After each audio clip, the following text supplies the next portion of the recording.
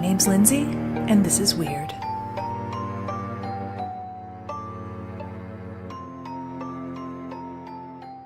My frustration, my inability to communicate socially, sexually.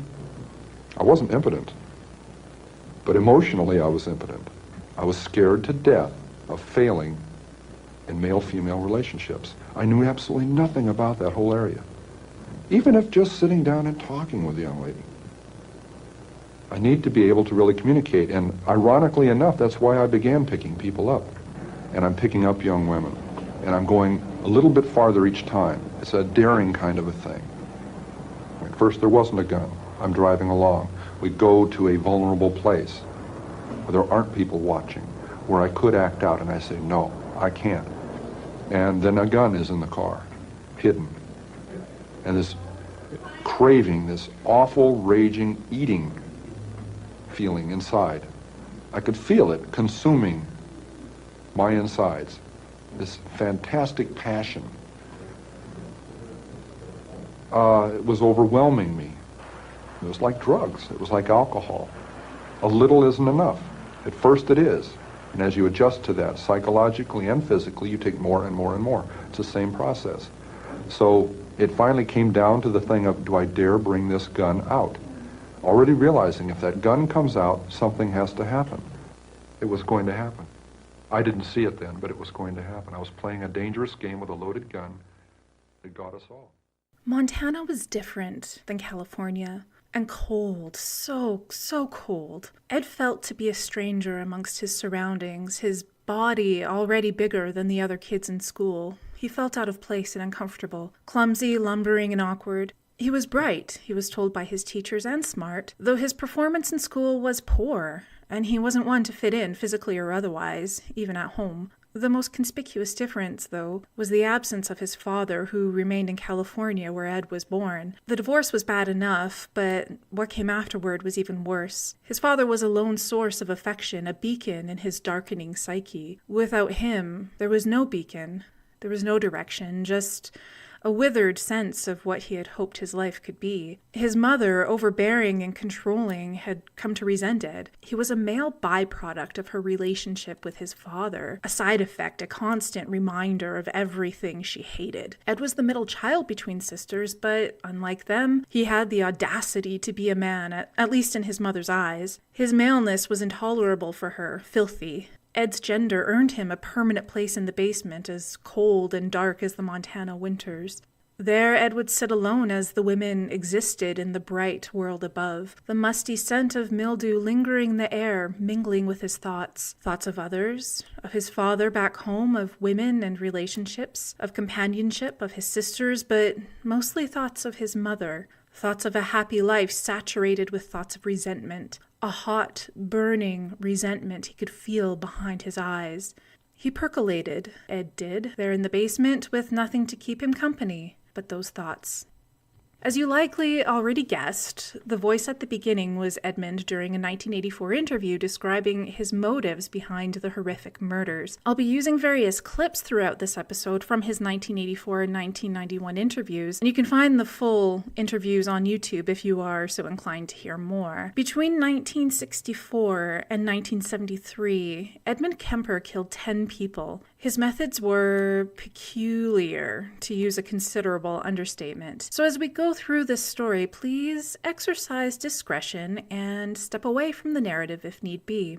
Edmund Kemper III was born December 18, 1948, in Burbank, California. It wasn't a particularly harmonious family life. His parents, Clarnell Strandberg and Edmund Kemper Jr., were married November 26, 1942. They divorced in 1957, and Edmund, along with his two sisters, Susan and Alan, were uprooted to Montana in 1957. Edmund's father had served in World War II and later tested nuclear weapons in the Pacific Proving Grounds. After the war, he lived in California and became an electrician.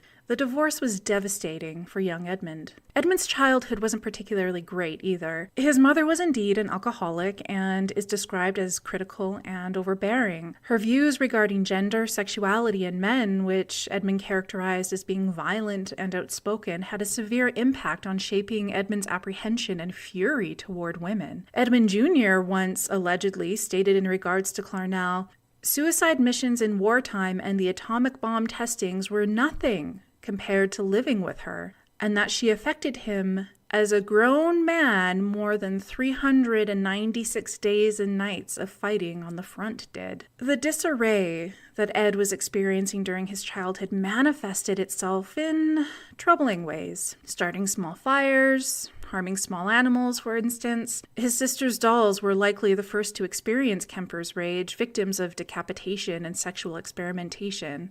When asked what significance the heads held for him, he responded, "Something out of my childhood.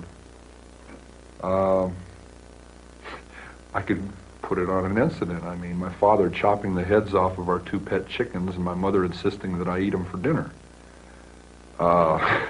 You know, we could say it was something that simple. I don't think it was. Now, my dad heads out back with a hatchet.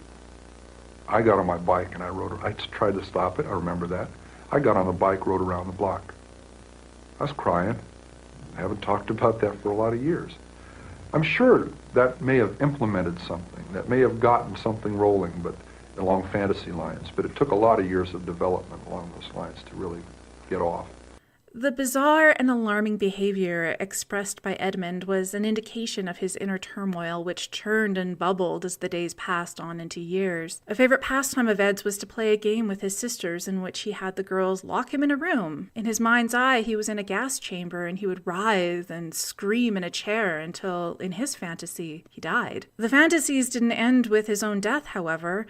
At the age of 10, Edmund wanted to understand death, to feel it, to touch it, to be close to it, perhaps even to control it. His sights were set on the family cat, whom he buried alive, and after he was certain the creature had died, he exhumed the corpse and removed its head. The experience wasn't altogether unpleasant for Ed, and the cat's successor met a similar fate, this time being dismembered with pieces being stored in Ed's closet, souvenirs to remind him of his rapture that he felt while enacting his fantasies. Clarnell allegedly feared for the safety of her daughters, prompting to banish her already troubled son to the basement. She had found the rancid remains of the dismembered cat, and the putrid smell of decay and rot had defiled the air, leading her to the gruesome discovery. Kemper, however, viewed this isolation in a more existential manner, the girls living in heaven while he was relegated to the bowels of hell, left to wilt in the damp and the cold.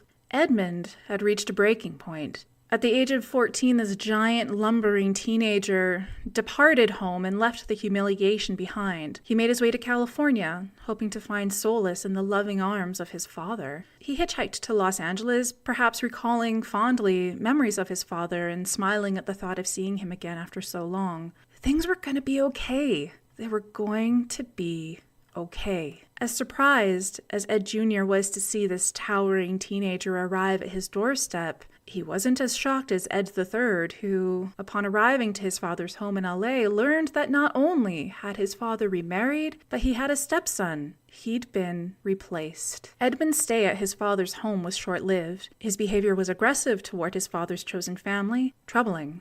Ed Jr. was at a loss. Clarnell had no desire to have her son back. In fact, she was experiencing a sense of peace that she hadn't felt in years.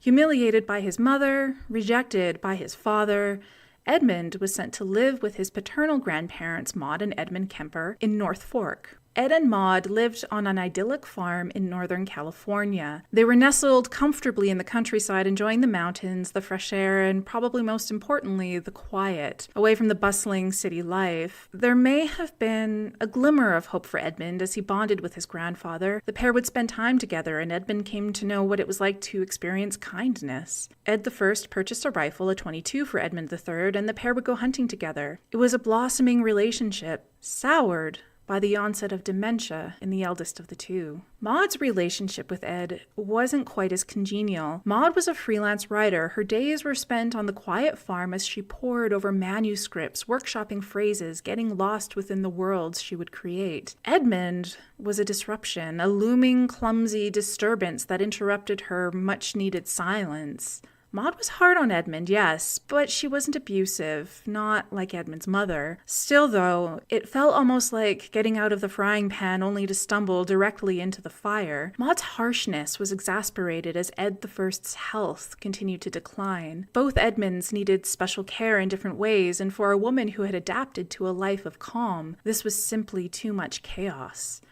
Maud and Edmund had the occasional argument, but on August 27, 1964, a particularly heated argument would trigger Edmund's journey down a path from which he would never return. Furious, Edmund retrieved the gun that his grandfather had given him and made his way to the kitchen. There, Maud sat at the table, writing as she always did. Edmund raised the gun, taking aim at his grandmother's head, and squeezed the trigger.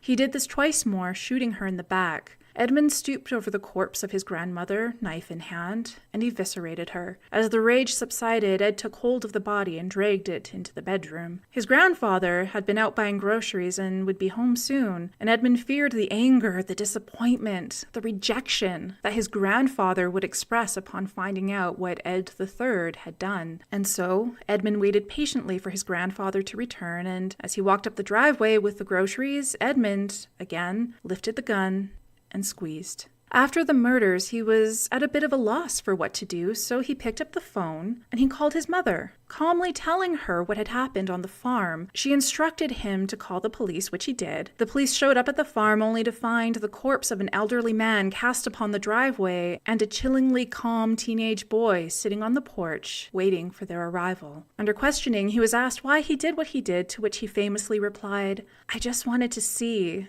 how it felt to shoot Grandma."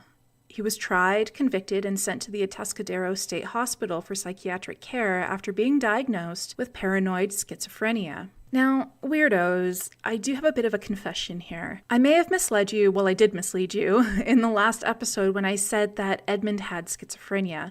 It is true that this was his diagnosis, but as Edmund spent time in the care of psychiatrists, some of the specialists working with him began to question its accuracy. Edmund, by all accounts, flourished under the structure and guidance of the ward. He was able to organize his thoughts, speak to people who understood him, and consume information in such a way that it made sense to him. He twice took an IQ test, the first time scoring 136, the second time scoring a staggering 145. The dramatic improvement in cognitive and emotional functioning allowed for Edmund to assist the psychiatrists with their work. He'd administer tests to other inmates and help with general administration or whatever meandering tasks needed to be done. He was heralded as a great success story, a shining example of what can be accomplished when a troubled youth receives the care and attention that they need. However, what the doctors didn't realize was that Edmund, with his brilliant brain, deciphered the tests and how they worked. He not only memorized them, but memorized the meanings and outcomes of the possible answers. He listened intently to the psychiatrists. He studied them, learning their lingo, their motives, and their drives. He understood simply through observing what needed to be done to ensure his freedom. Edmund had retained part of himself through his stay at Atascadero. In what he referred to as his vicious world, he would entertain his dark fantasies in secret, never indicating to the world around him he entertained such morbid fascinations, for fear that he would be locked up forever,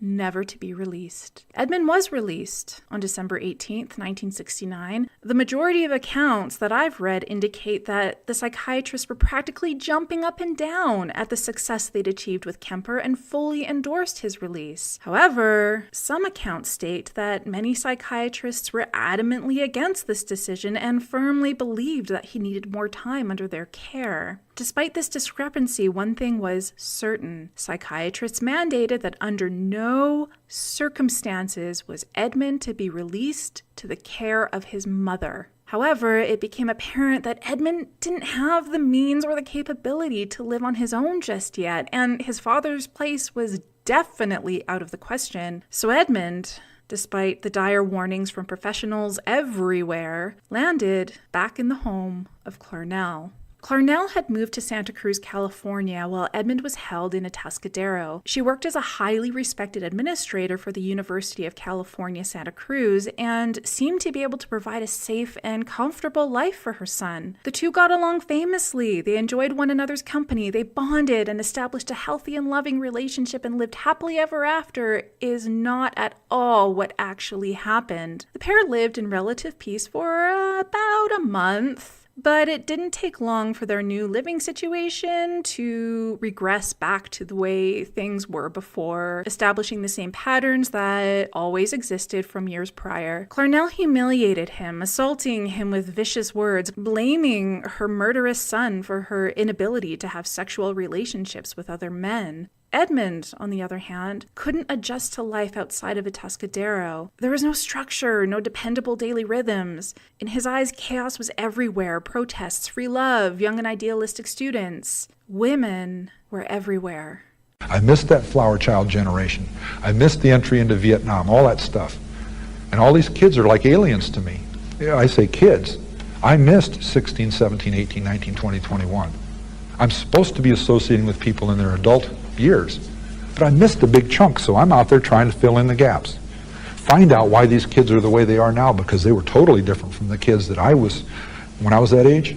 Totally different. And I'm trying to fill the gaps in, and then later I changed that to something ugly. And why? My mother works at the university.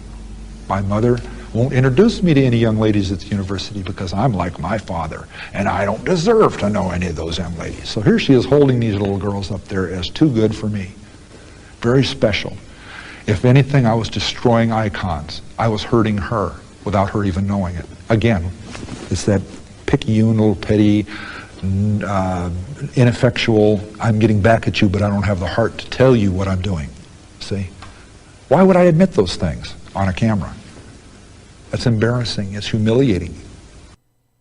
Part of Edmund was still determined to earn his independence from his mother and live a normal, fulfilling life. He enrolled in criminology classes with the intent of becoming a police officer. However, his height would prove to be an insurmountable barrier as he was deemed too tall to be a state trooper. This realization was significant for Ed. He had been bullied his entire life for his height. The quiet giant who took up the whole of a room without even wanting to, who immediately had the attention of everyone though he didn't ask for it, and who desperately wanted a career in law enforcement only to have that door permanently closed, all because of his 6'9", 280-pound frame. This was a setback. As a consolation prize, Ed began to hang out at the local bars and taverns, learning which watering holes were favored by the local law enforcement. One place in particular, the jury room, was a popular haunt for cops coming off duty, and Kemper made a point to visit daily. He was soon known as Big Ed, a friendly giant who delighted in hearing their grandiose tales of subversion, evasion, invasion, and even the humdrum banality of working the beat. Career aspirations dashed, Edmund landed a job at the California Highway Department, a similar job to that of Ed Kemper I,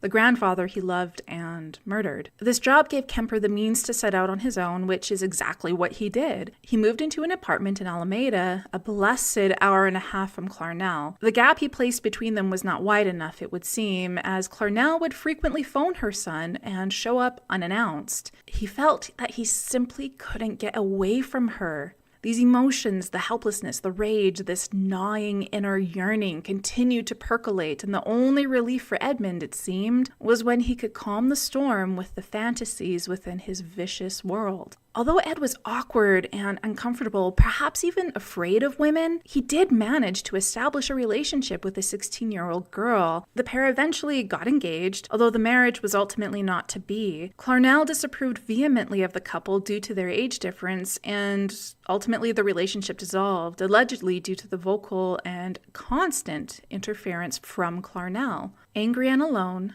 afraid to reach out, and nursing these dark inner fantasies, Edmund knew what was brewing within him would soon bubble over. How or when, he wasn't certain, but one thing he knew for sure. He needed to act, and it needed to be violent, because that was the one singular thing in his mind that could calm the heaving tempest within. He was losing control. His violent ideations turned toward his mother.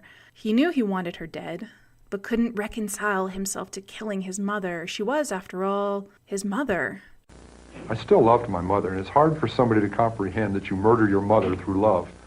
It isn't a rational process. It's a very painful process. It isn't rational, and I've got to still live with that. With the subject of his rage so inaccessible, he needed to find an alternative, another solution for fulfilling his needs. By now it was the late 60s, and Kemper was well on his way to committing the grotesque crimes that would make headlines around the world. While out for a ride on a motorcycle, Edmund got into an accident that, while not fatal, damaged his arm to the degree where he was no longer able to work. He was awarded $15,000 as a settlement, which he used to purchase a shiny new car, a yellow 1969 Ford Galaxy. Boredom leads to trouble, as they say, and this was no less true for Edmund. Without a job to keep his mind occupied, he had plenty of time and money to ruminate on his dark desires. He embarked on accumulating supplies, handcuffs, ropes, tools, knives, anything he might need should he decide to act out his urges. While working the road crew, Edmund had seen dozens, perhaps hundreds of women hitchhiking in the area. It was so common and so easy, it was almost laughable.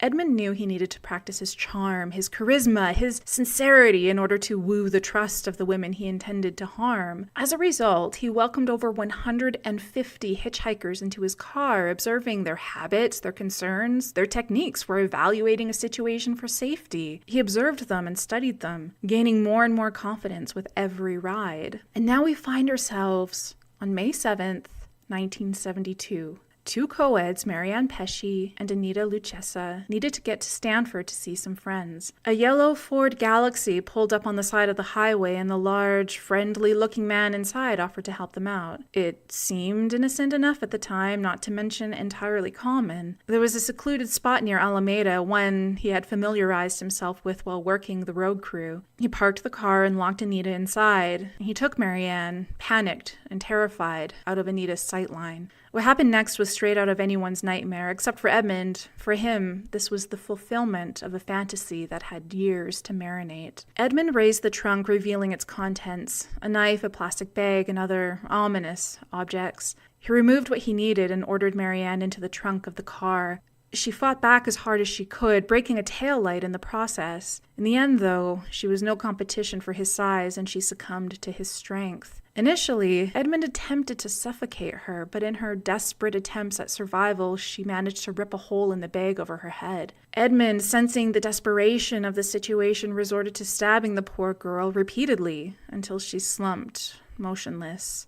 He lumbered back to the terrified Anita. He didn't want another fight, entirely disappointed with how the process had gone. It didn't live up to his expectations. Consequently, he slashed her throat to end the whole ordeal and added her corpse to Marianne's in the trunk of his car. He'd done it. It wasn't perfect. It wasn't what he'd expected, but he'd done it, and he'd learned from it. It would be better next time, more satisfying, perfect. He took a few moments to regain his composure before departing to his apartment, breathing, focusing, centering himself. Eventually, the adrenaline rush slowed, and his pulse returned to normal. It was time to take the girls home. Putting the car into gear, he drove the oh-so-familiar route back to his apartment. Looking in his rearview mirror, anxiety gripped his throat as he saw police lights flashing behind him, urging him to pull over. He complied, rolling down his window, the standard procedure for those pulled over by the police. I could only imagine what must have been going through his head at the time. Fear, panic, perhaps a little bit of excitement and satisfaction at the prospect of getting away with such a horrific crime. The police officer admonished Kemper for his broken taillight, a common infraction in the eyes of the officer, a sign of a poorly executed homicide in the eyes of Kemper. He got off with a warning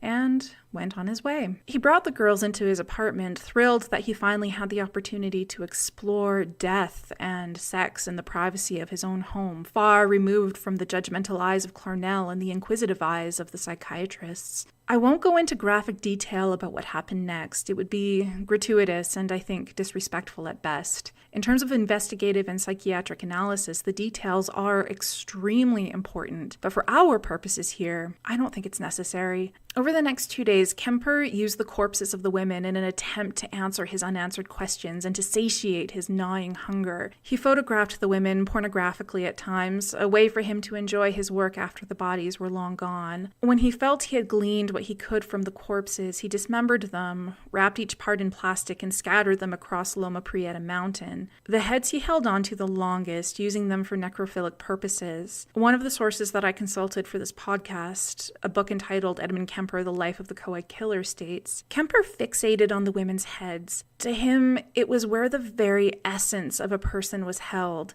The heads possessed the ability to think, see, and speak. It was where all judgments were held, made, and expressed. By removing women's heads, Kemper was controlling them completely. He was taking away their ability to reject him. They were no longer human. They were a living doll for him to play with.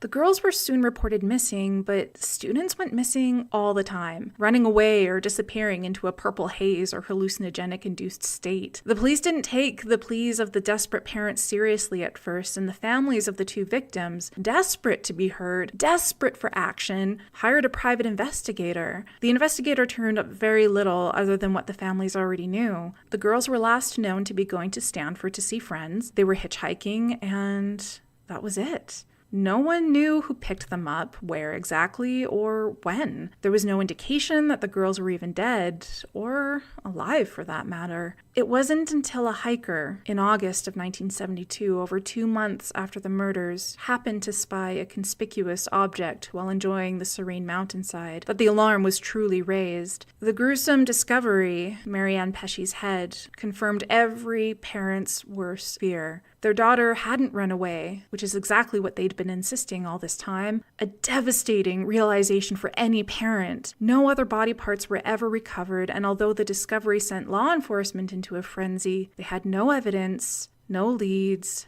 and no clues to go on. Kemper, in the meantime, was the very picture of a successful recovery. He faithfully attended his psychiatric appointments. He had formed a warm circle of friends with the police at the jury room. His recovery was deemed so successful, in fact, that the parole board decided he was no longer in need of psychiatric care, and because his crimes had been committed as a minor, his record was not only sealed, but expunged. As Kemper received the joyous news that he was free of his obligations to the state, Aiko Ku's head sat, wrapped in plastic, in the trunk of his car. Aiko was a 15-year-old promising dancer. She had missed her bus to dance class and needed to get there on time. Faced with no other choice, she decided to hitchhike. Kemper spotted the young girl and was overwhelmed with his need to kill. She climbed into his car, probably relieved that she would be able to make it to class without facing a stern lecture from her teacher about punctuality. As Kemper veered off course to a more remote area, he began to explain to Aiko what was happening. He calmly told her she was being kidnapped and hoped that by explaining to her that he's actually a good person, he could avoid the hysteria that had tainted the enactment of his fantasy with Marianne and Anita. Edmund, seeing the dreaded hysteria build within his victim, changed tactics. He told her that he was depressed and was planning to kill himself, and although he had considered also killing Aiko, he had second thoughts and really just wanted someone to talk to. The two began to talk about what no one really knows. Kemper parked the car and stepped outside to access the trunk, perhaps to retrieve a weapon or a bag. Though he had been calm throughout this process, he didn't realize that he had locked himself out of the car. Aiko sat inside, safe for the time being from the would-be assassin. How he managed to convince Aiko to unlock the door, I can't say, but she opted to allow her kidnapper back into the car with her, where he proceeded to choke her to the point of unconsciousness. He proceeded to rape her and then squeeze what life remained from her body using her own scarf. After putting her body in the trunk, he stopped by a nearby tavern for drinks, celebrating the almost flawless execution of his fantasy. He returned to his apartment with Aiko's body, treating her to the same fate as the first two girls. Although Aiko's mother reported her missing the same night she left for dance class, her disappearance was never investigated, and her remains were never found. I can only imagine what desperate form of hell that would have been for a terrified mother. Edmund's apartment had provided him with a safe haven to go about his grim business. But without work, his settlement money was evaporating, and he soon found himself living back with Clarnell, the woman he viewed as being the crux of all his woes. It was becoming increasingly difficult for Kemper to camouflage his macabre secrets. His declining mental health made it difficult to find work, and in the company of his mother, he struggled to maintain a sense of structure and self-efficacy. He fought to live what he considered to be a typical existence, but he knew that in order to do so, he would need to kill again, and soon. She pressured him to get a girlfriend, but maintained that he wasn't good enough for any of the women she knew at the university. She mocked him for his absence of confidence and inability to be socially successful. The paradox in Kemper's mind was eroding at his sanity. He desired love, he desired companionship, he desired intimacy, but he also desired control and violence and blessed silence. He couldn't reconcile these things within himself, particularly with the degrading insults of Clarnell ringing in his ears. Early into 1973, on January 7th, Kemper came across Cindy Shaw, another student who, like so many others, was in desperate need of a ride. What happened with Cindy remains somewhat of a mystery. Kemper has a reputation for disclosure, for revealing details and motivations readily to anyone willing to listen. In Cindy's case, however, Kemper felt it necessary to keep the truth to himself, a tactic rarely used by the characteristically honest offender. Typical of his other murders, Kemper took Cindy to a remote location, out of the sight of prying eyes. Allegedly, he pulled a gun on Cindy in order to gain her submission, but then left the gun in the car with her as he got out of the vehicle. Cindy, according to Kemper, did not attempt to escape, but rather followed Edmund to the trunk and asked that she be allowed to get inside. There's much debate as to why Kemper disclosed such a bizarre and blatantly false account of these events. One theory is that something occurred between Cindy and Edmund that he felt too embarrassed to disclose. The other is that he was so caught up in the fantasy that he didn't have a grounded sense of reality as the events played out in real time. In his mind, she was compliant, even if she wasn't. Regardless of what happened,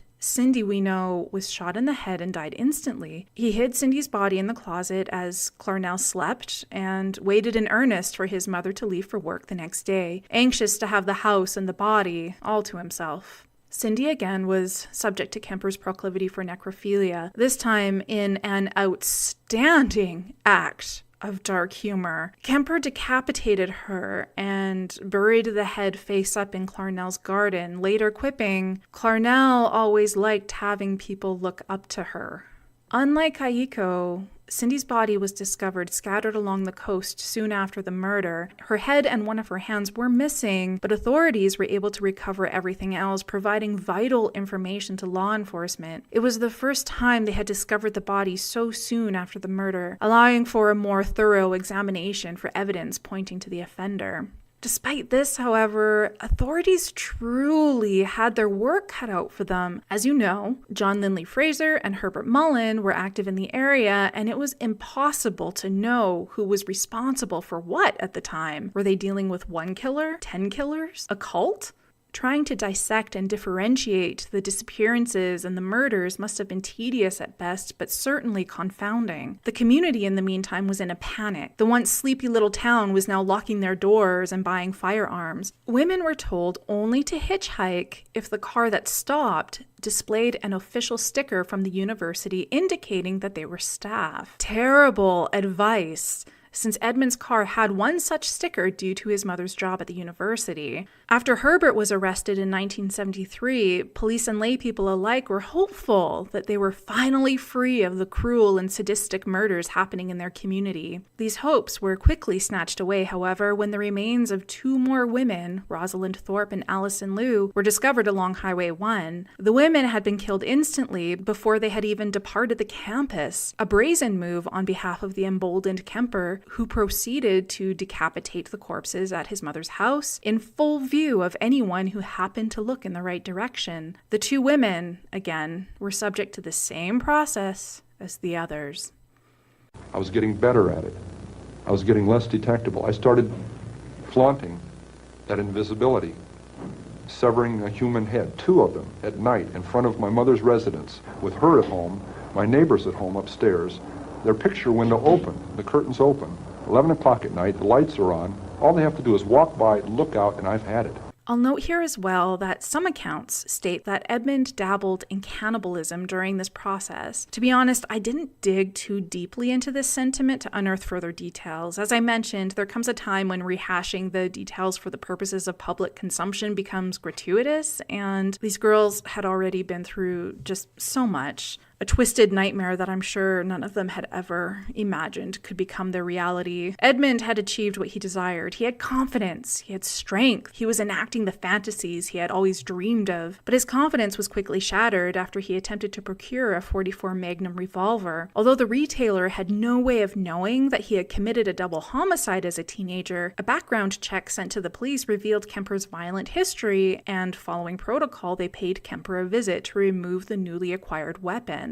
This jolted Kemper back into reality. He was no longer riding the high that his violence provided him. He knew the net would close in on him, but he also knew he wouldn't be able to stop killing. Kemper concluded that the only way to halt the urges that railroaded his sanity was to eliminate what he viewed to be the source of his distress, his mother, Clarnell Strandberg. It was at this point, according to Edmund, that he made a decision. He would do it.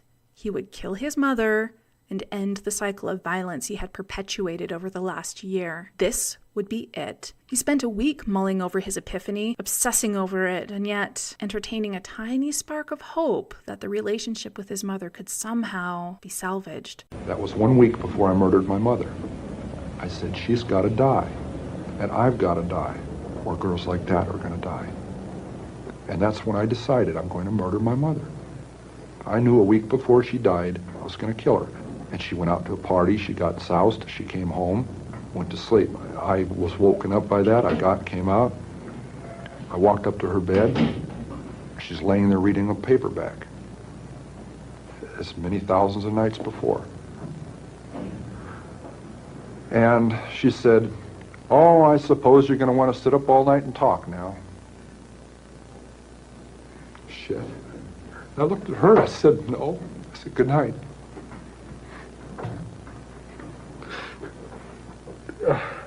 And I knew I was going to kill her, you know? And I was so cold, it's so hard. And that's the first time in 10 years I've looked at it that way. I mean, that intensely, that honestly. It hurts. Because I'm not a lizard, I'm not from under a rock. I came out of her vagina. See? I came out of my mother. And in a rage, I went right back in. Satisfied with his work, Edmund went for a drink at the bar to consider his next steps. He needed to figure out how to proceed. The discovery of his mother's body in the house would put suspicions directly on his shoulders, and he had to think fast. Kemper resolved to make the murder look like a home invasion, like a stranger had gained entry into the house and carried out brutal acts of violence against his mother. Edmund returned to the home and called his mother's best friend, 59-year-old Sally Hallett. He invited her over, and as she arrived, completely oblivious to what was about to occur, Edmund took hold of her scarf and strangled the life from her. The body, as I'm sure you know, was not left to rest in peace, but was subject to Edmund's sexual fantasies. Edmund knew that this was the beginning of the end for him. He couldn't possibly escape the eye of the law so long as he stayed put. He fled east, listening intently to the car radio for any reports about his murders. After several days, on April 23, 1973, Edmund resigned himself to his fate. He had completed his quest, and it was time to stop running. Edmund stood towering over a payphone and dialed the number of the Santa Cruz police and turned himself in. Incredulously, the police didn't believe him at first. The officer who picked up the phone that day was a friend of Edmund's, a drinking buddy, someone who affectionately called him Big Ed. The officer laughed it off at first and promptly hung up the phone. Again, Edmund picked up the phone and dialed the number. This time, however, he spoke to Officer Jim Connor, and he didn't pussyfoot around with the details either.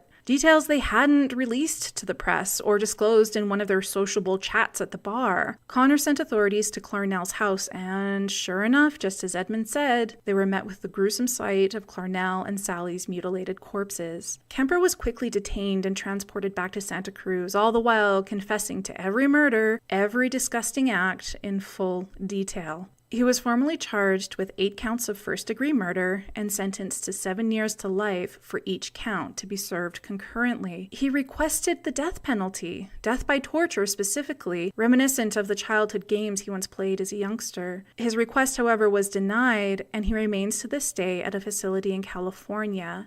Edmund has been the subject of much fascination over the years. He went through a period of suicide attempts, but eventually became a model prisoner, undertaking various programs to pass the time and assist fellow inmates. For a while, he recorded audiobooks for the blind, including Star Wars, The Glass Key, and Merlin's Mirror. He taught computer sciences. He studiously worked with the institution's psychiatrists to assist inmates in their psychiatric treatment. By all accounts, Kemper is perfectly happy in prison and finds the structure to be helpful for his functionality. Ed's half-brother, David Weber, not his real name, spoke to the Daily Mail, the first and only one of Kemper's relatives to speak to the media in a 2017 interview. David refers to Ed as Guy, which is what they used to call him. During the interview, Weber states, "There are several members of the extended family that have claimed they'd hunt Guy down and kill him if he ever got out, mostly for killing my grandparents, but also for hurting so many people while destroying our whole family unit. This is while feeling zero remorse for what he did, but he's smart enough to know that he should never be released because he cannot stop himself from continuing where he left off. When he was sentenced during his final statement, it's why he threatened to kill the judge and jury if he was ever let out." The family, according to Weber, is divided in regards to their opinions about Edmund,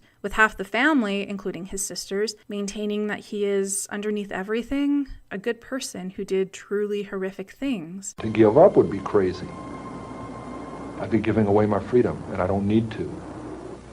But I look back on that and wish I had earlier, when I was saying those things to myself. The people who were later dead wouldn't be. The regret that came later would have not had to be. Those people, not things, those people would still be with their families, with their loved ones. They would have their own families. If I had had the courage to make that decision, instead of painting myself into the corner.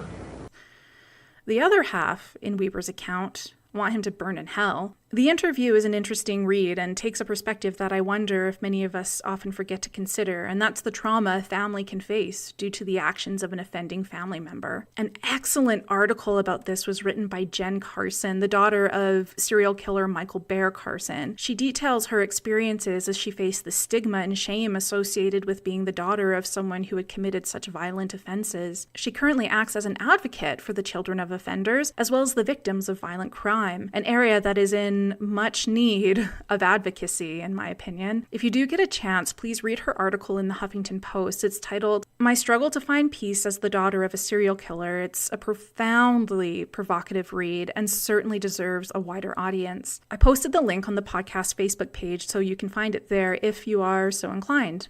On What's Weird this week? Well, if you're listening to this, then maybe everything turned out okay. I've recorded this episode on April 22nd, 2018, but numerologists have predicted that the world will in fact end on Monday, April 23rd, so tomorrow. Apparently, Planet X is due to collide with Earth, causing our inevitable doom. But also, predictions have pointed to the second coming of Jesus Christ, I guess. Fortunately or unfortunately for us, prominent conspiracy theorist David Mead has declared that there's no way April 23rd will mark the end of humanity because there's just too many signs pointing toward the events of the Book of Revelation. Mead believes a lot of things have to happen first before the world actually ends, including the rapture and a millennium of peace and prosperity. It's worth noting that Mead has previously stated that the world would end on September 23rd, 2017 due to Planet X again, but as we know, that didn't happen. Harvard Smithsonian astronomy astronomer Jonathan McDowell has replied to Mead's claims, calling them a hoax and stating, "I don't know what to say except that it's nonsense. Stories about wayward planets are an internet hoax. There is no factual basis for these claims." Thanks for tuning in to episode 15, Weirdos, and provided that the world doesn't end tomorrow, we'll reconvene next week for episode 16. If you liked what you've heard and you'd like to hear more, please, pretty please, rate, subscribe, and review the podcast on iTunes or whatever wonderful podcast provider you use. If you have suggestions for the podcast, thoughts, questions, comments, concerns, or you just want to share something, you can touch base with me at theweirdpod.com and on Twitter, Facebook, and Instagram at theweirdpod. Join me again next week as we start a 2-part series about some poor folks that mysteriously disappeared. Details on that to come. But until then,